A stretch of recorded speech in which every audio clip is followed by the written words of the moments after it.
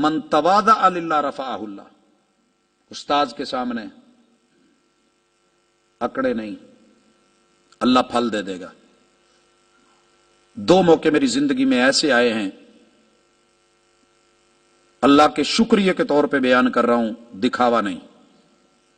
جہاں سے مجھے لگتا ہے کہ میری زندگی بدلی ہے، دو موقع.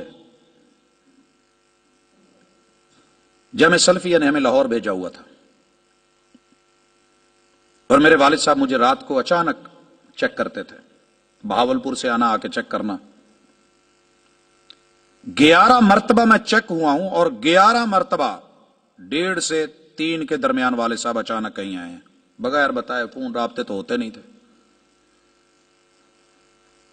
خاموشی سے جامعہ سلفیہ میں داخل ہوئے ہیں. چارپائیاں دیکھ، کمرے دیکھ، مسجد دیکھ.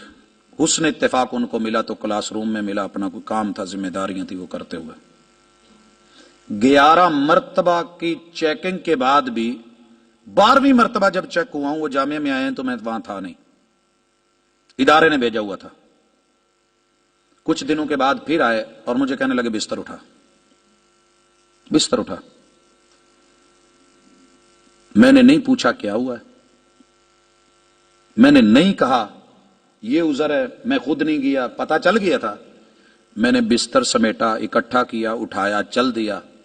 دل کے اندر ایک خیال ضرور تھا کہ اللہ مدد کرے گا انشاءاللہ. آپ کے سامنے جھکا، خاموشی کے ساتھ چل رہا ہوں.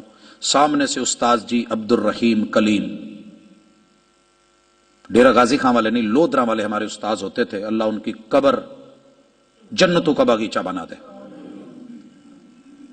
ابو جی کو سامنے سے آتے ہوئے ملے تو مجھے دیکھ کے اس حالت میں کہنے لگے، سریکی سپیکنگ تھے، کہ سونا خیر ہے، خیر ہے، یہ کو گدی بنے دے.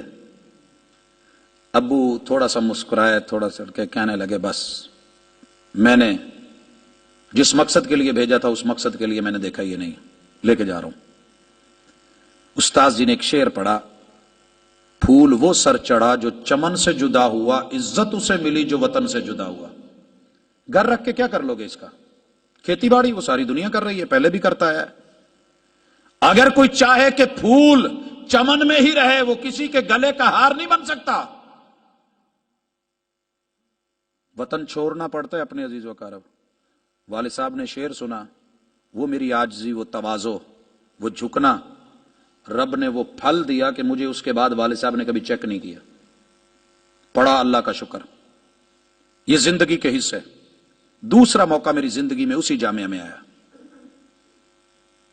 استاذ جی کے ساتھ، شیخ الحدیث صاحب کے ساتھ بحث مباحثہ ہو رہا تھا دعا کے موضوع پہ. اور ہمارے استاذ جی حافظ شریف صاحب حافظہ اللہ، ان کی ہر کلاس کے بعد ہمارے پاس پیچھے کلاسیں آ رہی ہوتی تھی، اساتذہ اسپیشلی ہماری برین واشنگ کے لیے کہ یہ ان کو ایسے کہنا ہے، ایسے کہنا ہے. بحث مباحثہ ہوتا رہا، دلائل چلتے رہے، مناظرے اور مباحثے کا دور ہوتا تھا. استاذ جی نے محسوس کر لیا اور مجھے پتا نہیں ہے، دلیل کی دنیا میں رہتے ہوئے محسوس کر گئے. بڑے تھے. میں جس جگہ ہاسٹل میں رہتا تھا اس کے باہر والی سائڈ سے رات کو مدیر جامعہ نے گاڑی لگائی اور مجھے کہنے لگے باہر آ. میں گیا، مجھے ساتھ بٹھایا، ایک استاذ جی کے گھر چلے گئے.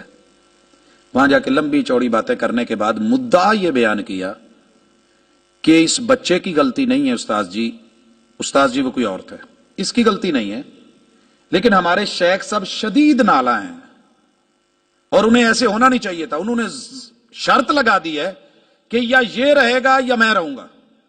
جب میں نے یہ جملہ سنا میں اسی وقت اٹھا، 2.5 یا 3 کلومیٹر پیدل سفر کیا. میں نے کہا استاذ جی اگر انہوں نے یہ بولے تھے تو آپ کو مجھے وہیں کہنا چاہیے تھا، بیٹے بستر پکڑ اور نکل جا. میں سامنے سے بولتا تو آپ مجھے کہتے. استاذ جی کی شان نہیں ہے کہ وہ جائیں اور طالب علم رہے، وہ بڑے ہیں، معزز ہیں، عزت دار ہیں. میری غلطی نہیں بھی تو میں غلطی مانتا ہوں. میں نے بستر اٹھایا، چلا گیا. استاذ جی کو پتا چلا کہ ایسے واقعہ ہوا ہے. وہی استاذ جی مجھے لینے کے لیے آئے تھے اور مجھے نہیں یاد پڑتا کہ اس کے بعد انہوں نے زندگی میں مجھے کبھی کچھ بولا ہو آج تلک. ان کی پیٹھ سنتی ہے. میرے بھائیوں اپنی کہیں نہ کہیں اپنی انا تو مٹائیں، خود کو جھکائیں تو صحیح. آج مدارس میں ہڑتالیں، اسکولوں میں ہڑتالیں، کالجوں میں ہڑتالیں، فیکٹریوں میں ہڑتالیں، گھروں کے اندر ہڑتالیں. یہ میں نے پہلے نہیں دیکھا تھا، اب گھروں میں بھی ہڑتالیں، سٹرائکس ہیں.